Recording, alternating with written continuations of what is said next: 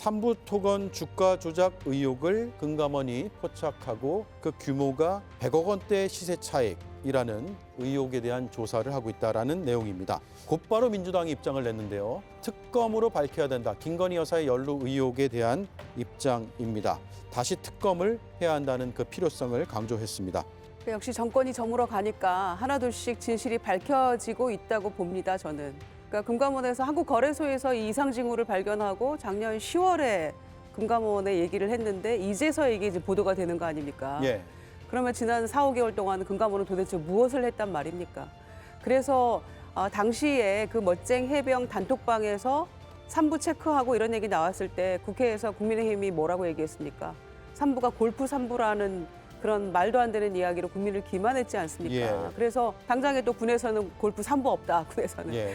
결국에는 이렇게 드러나지 않았습니까? 100억대 시세 차익을 보고 2023년 5월 달에 1,000원대였던 주가가 두 달 뒤에 폭등해서 5,000원이 넘는 예. 그래서 시세 차익을 봤다는 거 아닙니까? 그러니까 뭐 재벌은 남 못 준다고 개 못 준다고도 하죠.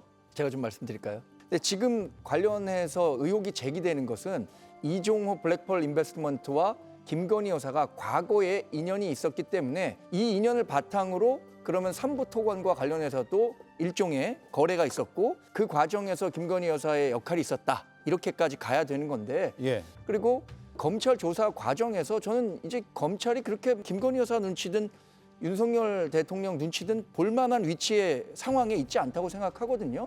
수사 결과 이종호 전 블랙펄 인베스트먼트 대표의 주가 조작 의혹을 수사하다 보면 그 과정에서 김건희 여사가 개입했었는지 개입하지 않았었는지를 명확히 판단할 수 있다고 봅니다. 이게 특검 사안이라고 생각하지는 않는 거죠. 그래서 일단 이 삼부토건의 주가 흐름은 영부인과 대통령 그리고 대통령의 측근의 행적과 정확하게 일치합니다.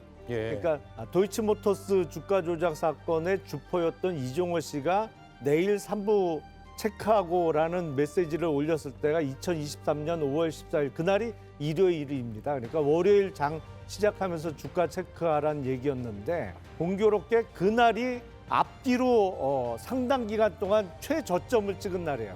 2023년 5월 15일이요. 예. 그리고 5월 16일 날 어떤 이벤트가 생기냐면 우크라이나의 젤렌스키 대통령의 영부인이 방한을 해서 영부인 회담을 김건희와 같이 합니다. 그리고 나서 그때부터 주가가 꿈틀대면서 움직이기 시작하는데 나중에 제 기억엔 폴란드로 기억하는데 폴란드에서 열렸던 우크라이나 종전 이후의 재건을 논의하는 회의에 당시 원희룡 국토부 장관과 함께 삼부토건의 대표이사가 그 회의에 참석하면서 꿈틀대고 예. 또 윤석열 대통령이 2023년 아마 7월쯤이었던 거로 기억하는데 폴란드를 방문했다가 극비에 우크라이나를 비밀리에 방문하면서 이제 그게 기사가 나잖아요.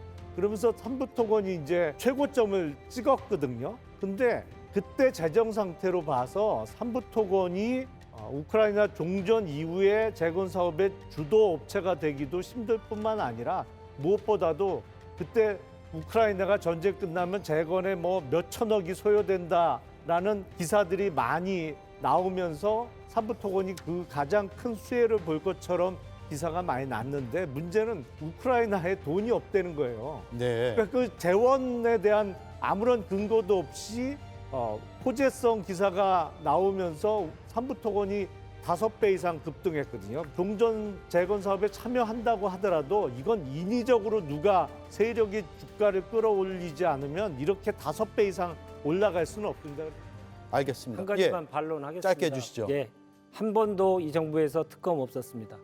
모든 사안이 그렇게 특검을 하지 못할 정도의 정치적인 사안이었을까요? 특검 얘기는 많은데 실제로 특검은 이루어지지 않았죠. 한 번도 없었습니다. 예.